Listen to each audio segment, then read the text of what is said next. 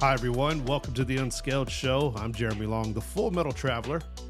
In today's episode, we're talking about places you could visit in New York City if you're going there for the very first time, or maybe you're just looking for some new spots to hang out at.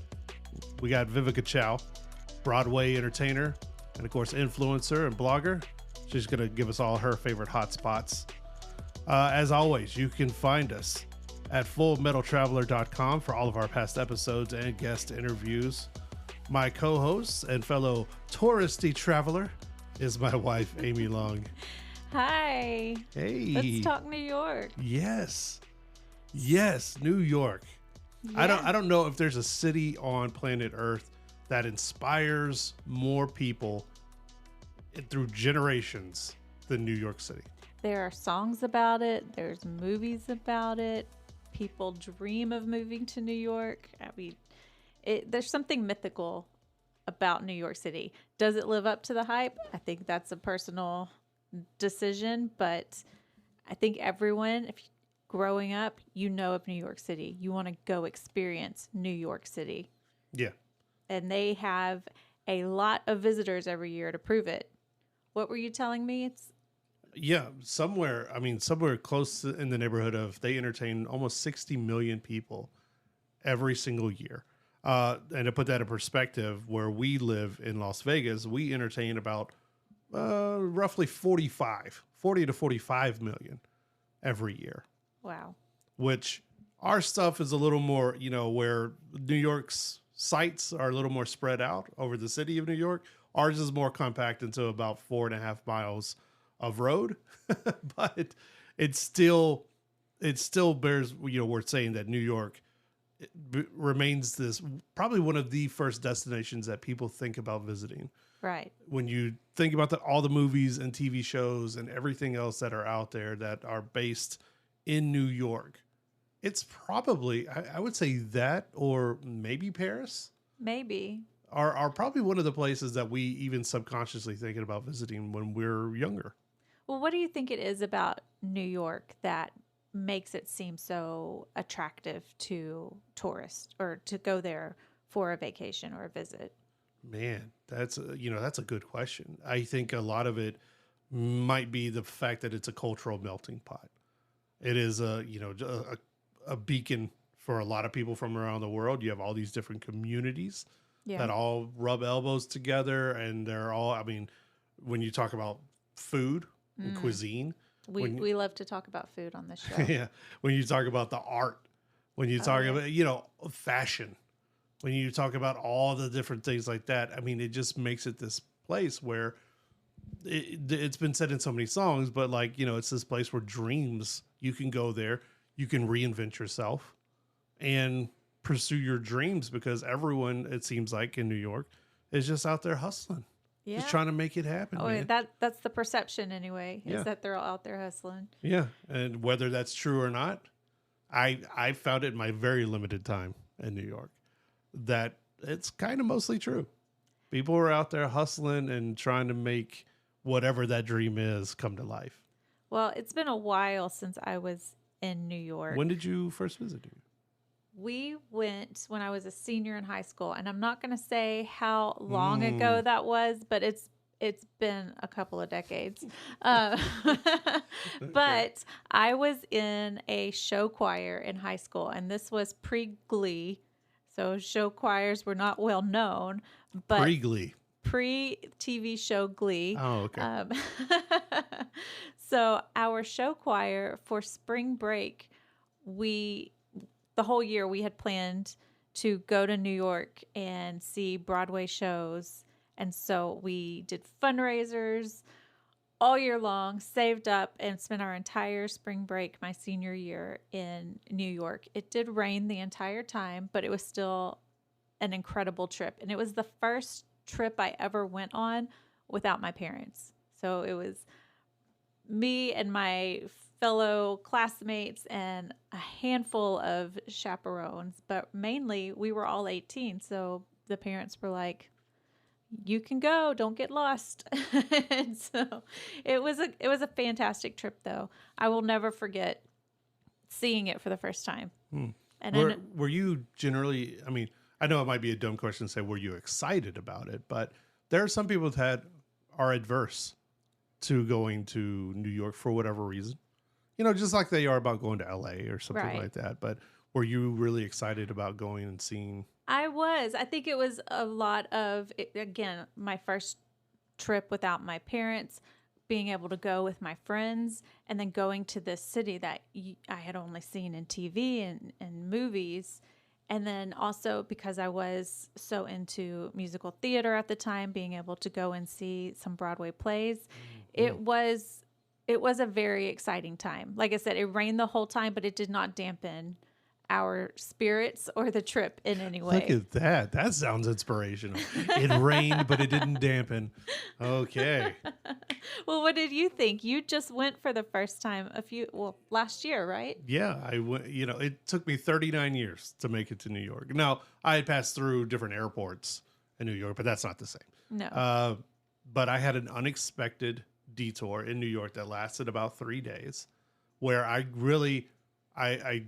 didn't really accumulate pictures and video like I do when traveling, because I decided it was for me. It was just an unexpected happy detour, and I was going to allow myself to just be a tourist, and, you know, got to just literally walked around the city. I love, you know me, I love to walk around cities, and, you know, you only see so much when you're passing by in a taxi or an Uber or something like that. I had misconceptions. Like, I was toughed up. I was like, hey, man, people are going to be confronting me.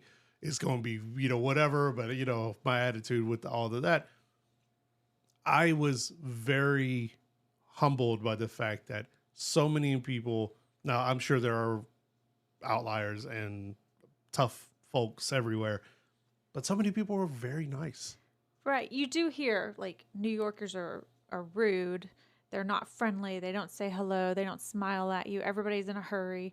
I didn't. They are in a hurry. They are in a hurry, but I didn't have anyone be rude to us when we went. I think it's because, you know, number one, we grew up in the South.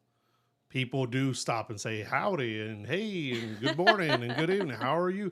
And they want to talk to everybody, and everybody's their good friend and everything. In New York, people have places to be, and they're trying to get to those places, you know, and yeah. So, I mean, if you think that's rude, them not every person acknowledging when you pass, then yes, New Yorkers probably rude to you. But I didn't think it was rude. I think some people were very, very nice, very accommodating. Even the taxi drivers, I had some fun ones. Now, they drive like maniacs. Oh, yes. Holy jeez, they drive like maniacs. But the dude was very cool.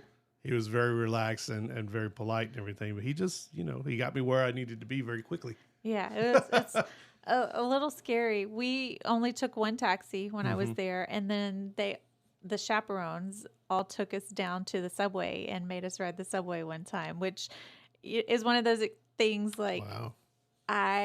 And now you and I have traveled more, and I've been on other metro lines, things like that. But for the first time, it was a shock to my little teenage system. I didn't know quite what was going on. But yeah, we only rode it for like 2 or 3 stops, and then they made us all get off as a group. Did you see the guy in his underwear or something? We saw all kinds of things I had never seen before. Lord.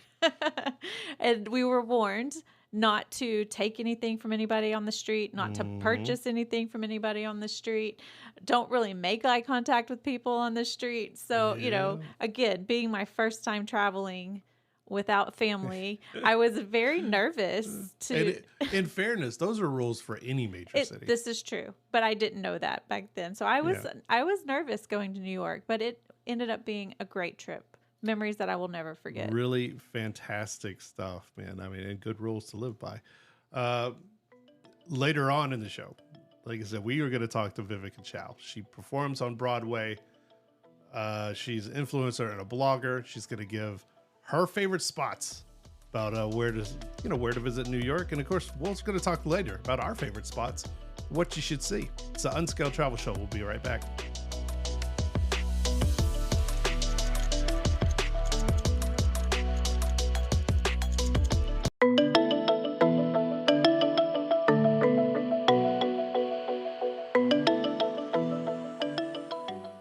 Hi, everyone. Welcome back to the Unscaled Travel Show. I'm Jeremy Long, the Full Metal Traveler. And as always, you can catch all of our past episodes and interviews on fullmetaltraveler.com. You know, see my beautiful face, hear my beautiful voice whenever you want to at the touch of a button. We are talking about New York and all of its greatness, the appeal of, going there. It's usually one of the first cities whenever you're younger, you really think about visiting if you're not born and bred there. It's really one of those places that becomes a beacon to people from around the world. So, we were thinking, who better to reach out to than someone who not only lives there, but also works on Broadway and is an influencer, lifestyle, all of that, the lovely and talented Viveca Chow. Hey, thanks for having me, Jeremy. Well, I'm really excited to talk to you because I've been a lot of places, but I only recently visited New York for the very first time. So I can't offer the normal guidance that I usually would to people. So I got to lean on someone who knows the city so much better than I do. But before we get into that, let's talk about you. You perform on Broadway.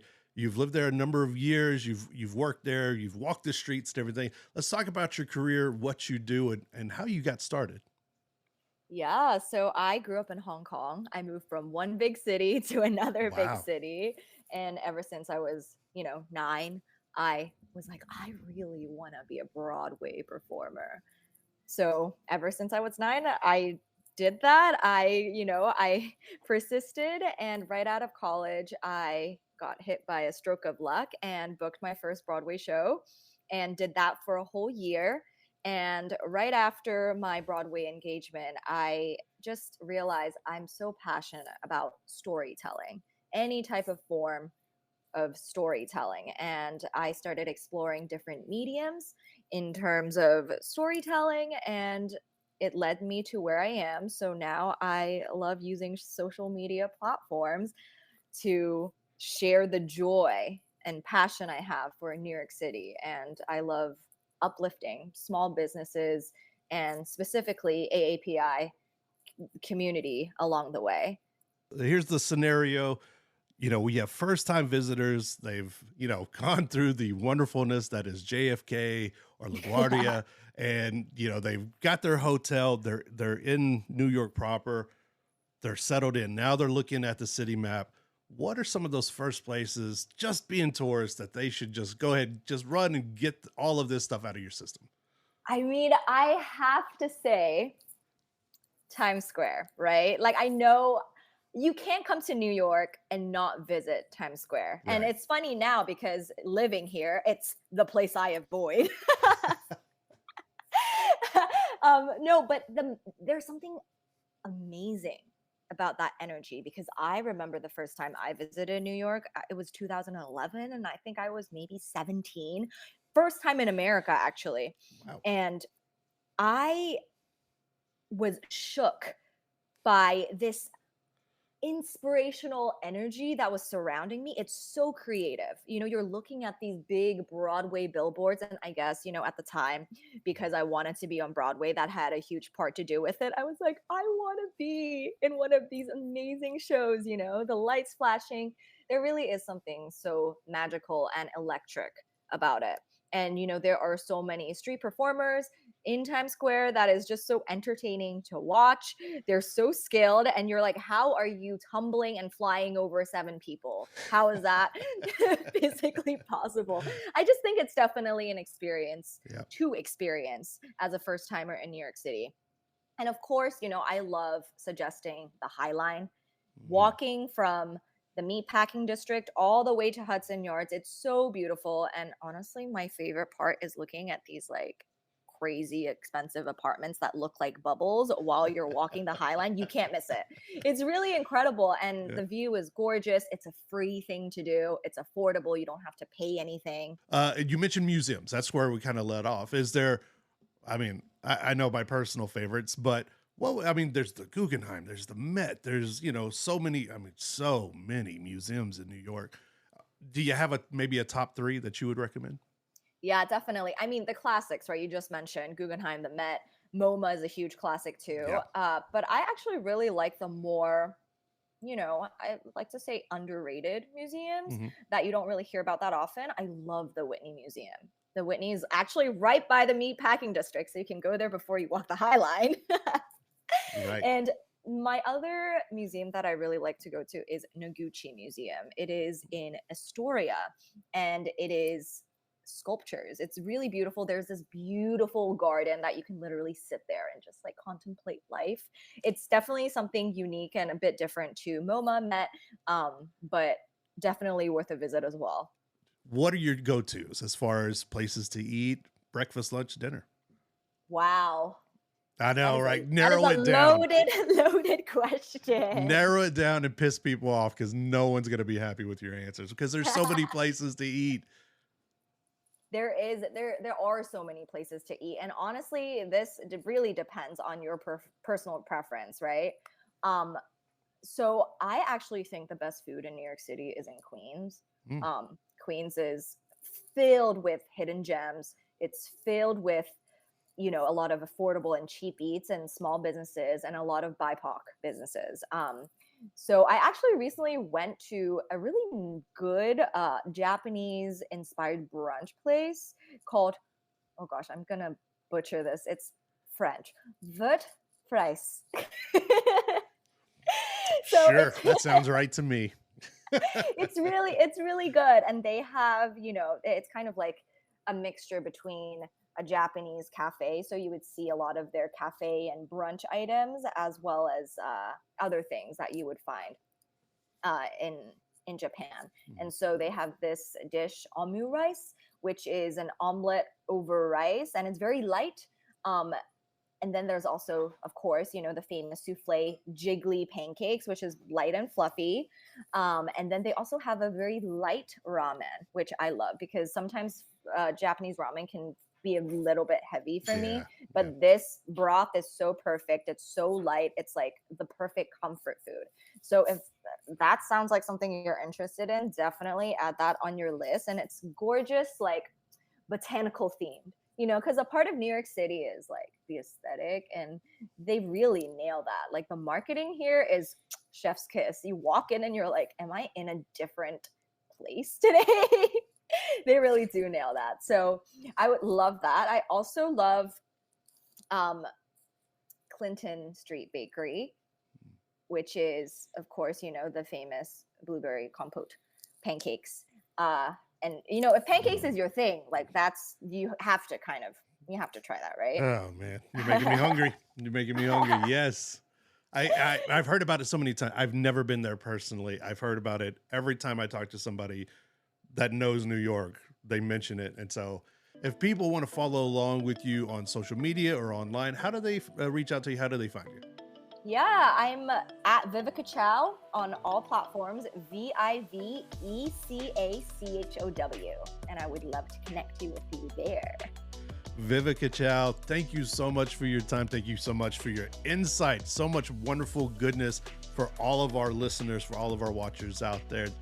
So first time in New York, or maybe you've been multiple times, but hopefully we put some new stuff on your list. Keep it right here. It's Unscaled Travel Show. We'll be back in just a minute.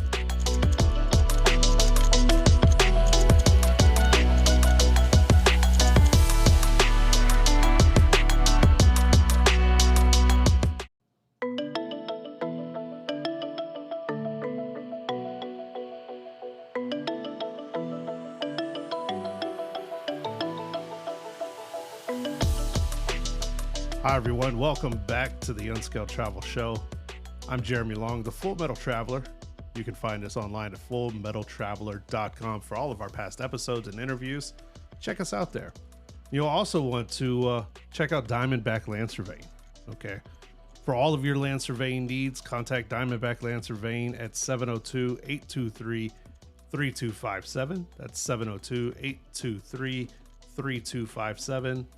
702-823-DBLS, or by visiting them online at diamondbacklandsurveying.com. Thank you so much to Trent and Lisa Keenan for your support and for being pillars in our Las Vegas community. We do appreciate everything that you guys do. There's too much today. We're talking New York City. For first-time visitors, look, you got to be a first-time visitor to somewhere at some point. Yeah. You don't start out an expert everywhere, even though influencers would have you believe that they do have the guides to all the major places. No, they don't. They were first-time visitors at one point. We all are. We all are. This is about embracing that. In fact, that's what Unscaled Travel Show is about, embracing the new places you haven't been. And hey, look, it's easy to say like people have been to New York City before, right? It's 60 million people visit New York on average every single year from around the world. But I just went for the first time at 39 years old, last year. Oh, so. What were some of the best things that you saw when you were there?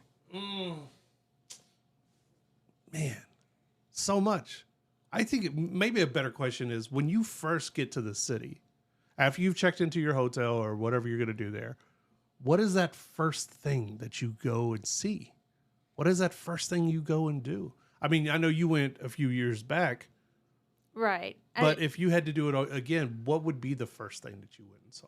Oh, gosh. Like when we got to Paris a couple of Yeah. years ago, you were with me. I like ran down the street because I wanted to see the Eiffel Tower, right? Huge building, kind of in the Right. middle of things. But what would be that first NYC visit? I mean, when we went, like I said, it was a group trip. So we basically had a whole itinerary planned out for us. And it was very much based around Broadway and theater and performances, things like that. But we did also hit all those major sightseeing tourist attraction spots. But the first thing we did, we checked into our hotel and then they drove us over into the city because we were actually not staying in New York. And they took us to Broadway so that we could go stand on Broadway.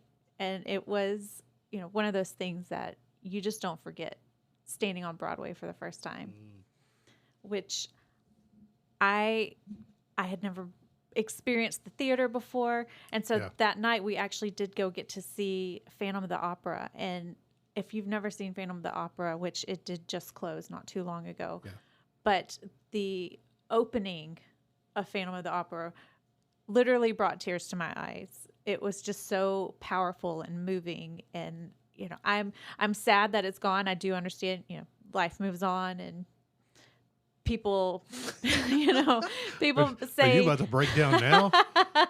Wow. Nothing lasts forever. But on. it was a very moving show. We also got to go the next night and see Les Mis. And then we went the night after that and saw what was a newer musical at the time, the Titanic musical, which I believe is no longer playing either.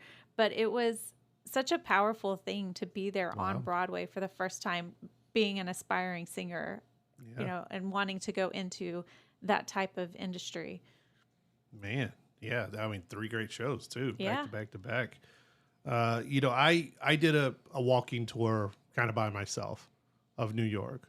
And after I grabbed a really awesome bagel sandwich at Cafe Aroma on 9th Avenue, 9th and 38th Street, I believe. I went to the One World Trade Center. Oh, right. Site formerly the World Trade Centers and everything. Now it's Memorial, all of that. I went to the top. I went to the observatory. Amazing. See the entire city and everything. Like, of course, a lot of people. But if you get there right first thing in the morning, you don't quite have it to yourself. But if you've already bought your pass or you're not standing in line and everything, you can get up there and have unobstructed views and get a couple laps around the observatory center, which is not like a lot of places. I mean, this place is nice. It's floor to ceiling windows and there's a little cafes and stuff up there and everything. Kind of, it's really nice. Yeah. But it was kind of crazy to see the entire city and it looks like it goes on forever. So in every direction. When we went, we did go to the top of the Empire State Building, which when we got there, I was surprised because you get on an elevator and then you get off and you walk down a hall and you get on another elevator and you get off and you walk down a hall and you get on another elevator. After the third elevator, you are at the top at the observation deck. And it was much higher than than your mind can comprehend from the ground. Unfortunately, it was, as I said, raining and overcast, so the views weren't that great, but it was still a really cool experience to be up there. This place that I've seen in movies and on TV and to walk around. with my friends and see this. And they had those little observation machines where you can look out, which again, it was overcast, so we didn't have great views, but it was a really, really cool experience to go up in the Empire State Building. Now, did you get to go to the Statue of Liberty? We did go to the Statue of Liberty. Did you actually go to the island, Ellis Island? Yes, we went to Statue of Liberty. The line to go up inside the statue was extremely long, and we were then heading over to Ellis Island, which is just right there. Mm-hmm. So we walked around the whole base of the statue. We took pictures, but we did not go up inside, which honestly, I didn't really feel the need to go up inside. From what they told me, there were a lot of stairs. I'm going to need you to stop saying up inside. But then from the Statue of Liberty, we went over to Ellis Island, and we actually had a private tour of the buildings there. It was really interesting. You would love it. So much history right there in that one spot. I got to see it from a distance. I did walk down to the Battery and observed it from the shore. I didn't have enough time because these days you really do need to book tickets in advance for travel if you're going to go see things like the Statue of Liberty, Ellis Island. We are finding out with our trip to Rome, you got to book sometimes months in advance for tickets to things. And that's just kind of the way of the world. So I didn't have enough advance time, because I didn't know I was going to be in New York for these 3 days. But I did, like you, went down to Times Square. It's kind of crazy. Kind of reminds me of Las Vegas, actually. Yeah, so, I think that's the first thing everybody should do when they hit New York is just go to Times Square, see that iconic layout around you. Just take it in for a minute. I saw it during the day. Did you get to see it at night when it was all lit up? I did. I saw it at night. It was all lit up. But when I went there was a fair amount of construction going around too. So you didn't have unobstructed views. There was construction everywhere. I don't know what they were doing, but it very much reminded me of Las Vegas. Yeah. Like some of the same restaurants, some of the same stores, some of the same, signage and everything else. And in fact, I told the person I was with, I was like, this looks just like the Strip in Las Vegas to me. I mean, because you see Bubba Gump Shrimp Company and things like that. And I was just like, okay, well, I mean, it's cool. But I did see the New Year's ball. Oh, yes. But of course, it wasn't lit up because it wasn't New Year's, but they were getting it ready because I believe it was early November whenever I did visit. So they were getting all of that ready for the new year. But it was, if you've never been around stuff like that, I am sure it is just magical and almost a little sensory overload. Yeah, I can definitely understand that. I mean, if you've never been to Vegas, it's kind of the same way. It's just a whole lot all in one, this concentrated little space. And there's so many people down there. Yeah. So many people in Times Square. But definitely fun. One of the first places you should visit, Times Square. Get it out of your system. Run around, take all the pictures you want. Then, if you have time, you've booked in advance, get you the Statue of Liberty, maybe the Empire State Building. I did One World. If you have to choose between towers, if you only get one, that's an interesting question. Which one do you choose? When we come back, we're going to continue, give you some of our favorite places, let you decide for yourself. New York City. It's Unscaled Travel Show. We'll be right back.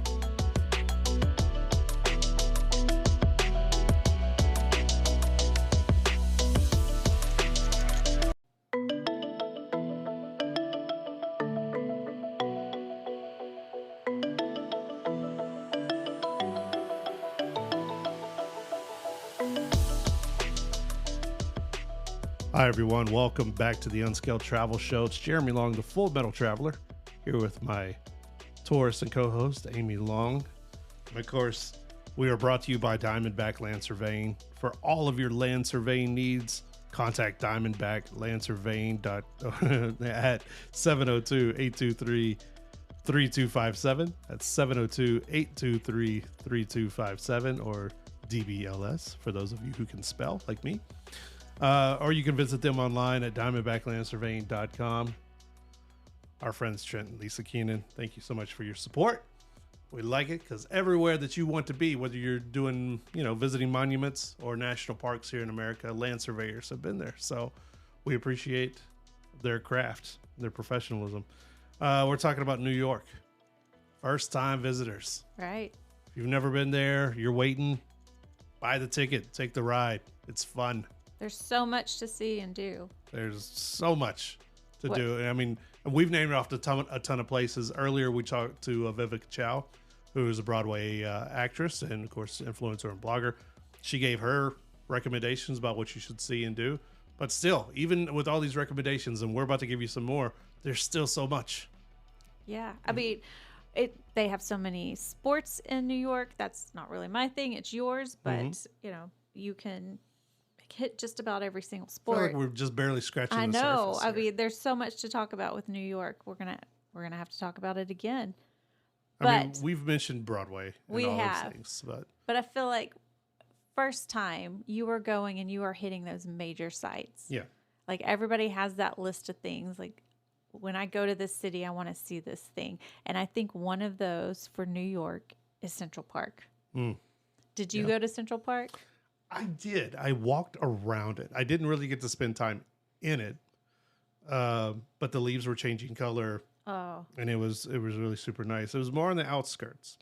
It was more about where the Guggenheim is. oh, the Guggenheim. We I did did. not go to the Guggenheim. I got to go to the Guggenheim. It's such an interesting building. I would love to go in. What did you think of it? I didn't know what to expect, honestly. I'd always just heard the Guggenheim is a modern art museum. Check it out. It's got a funky building. Is of course, designed by Frank Lloyd Wright, the famous architect and everything. But I didn't know. I went in there I saw it on a map and I was like, yes, the Guggenheim. Because I had talked to you. Which is very much how he is when he travels. That's how I'm like, oh yes, this today. This is what we're going to do. Because you weren't with me, but I talked to you on the phone, and I was like, I'm going to go see the Guggenheim, and we kind of came to a compromise. You said, well, as long as you don't go visit the Met, right, without me, right, because I definitely want to go to the Met, and Yeah. I feel like that's something we have to do together for the first time. Absolutely.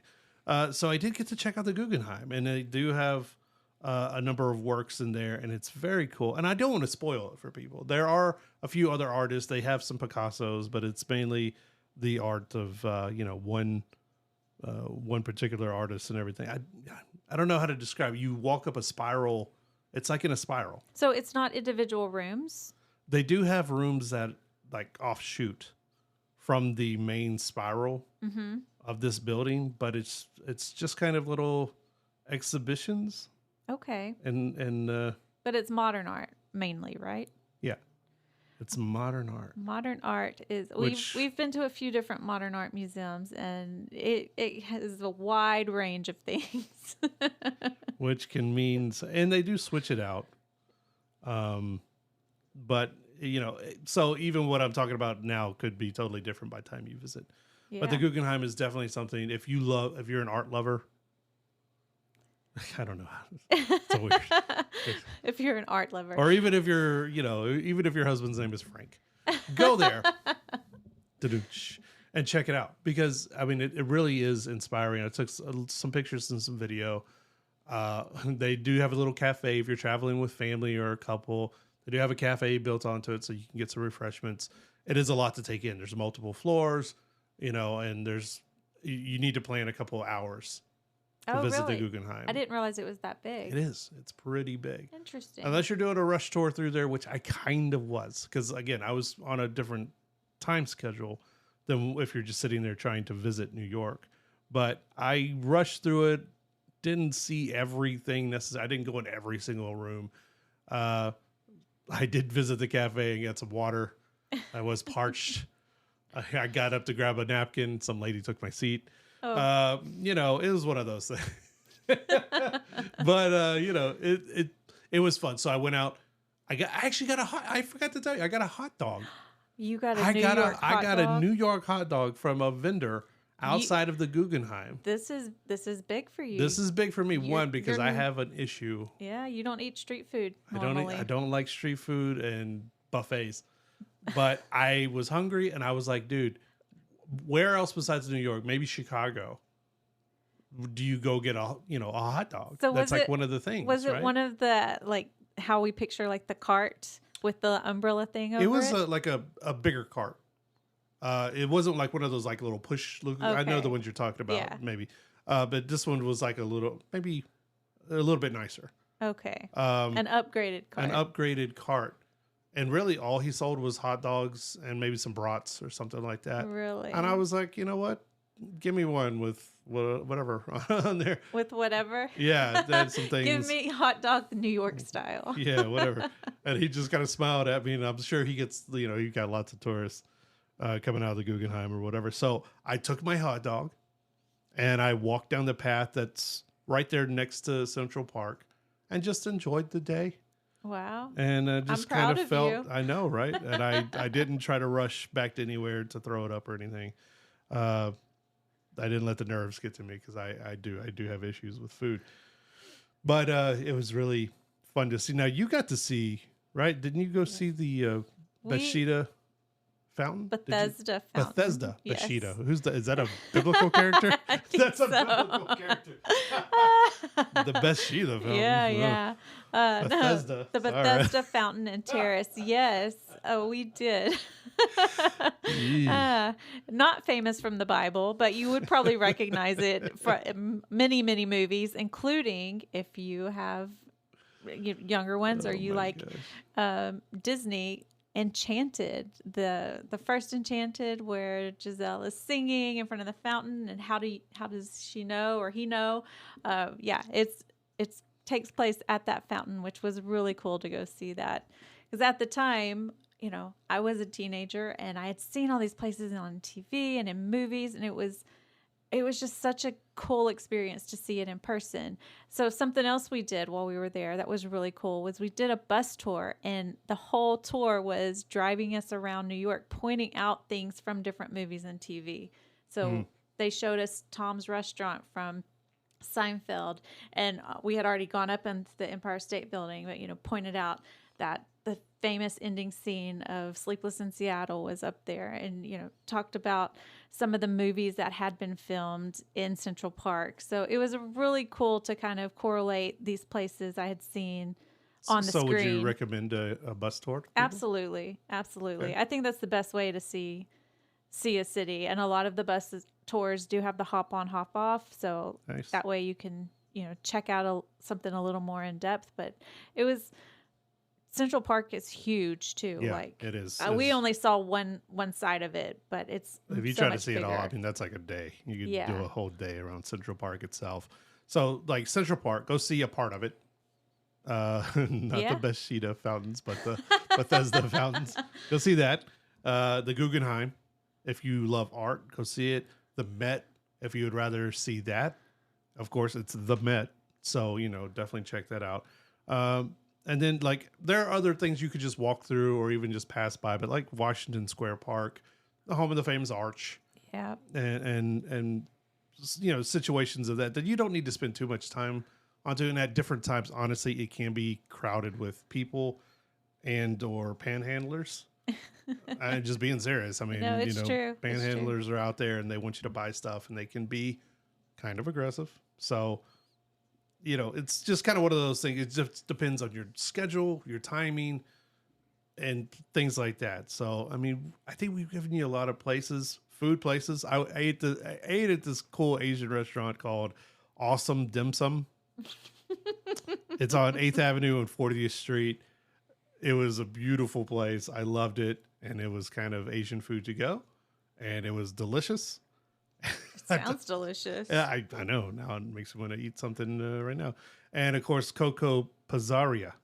Pizzaria. Pizzaria? Yeah, I don't know. Pretty close. On First Avenue. Very good Italian food. Very good pizzas. Incredible place. So we hope you got a lot of, choices. Hope you wrote down some of these. And for your first time in New York.